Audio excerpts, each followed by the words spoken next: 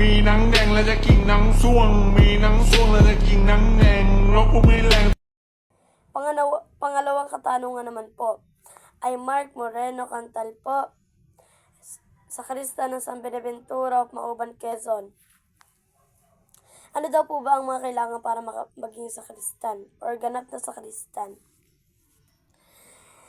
Para po maging ganap na sakristan po tayo, kailangan po natin ng requirements of binyag po ng ikaw ng Katoliko talaga.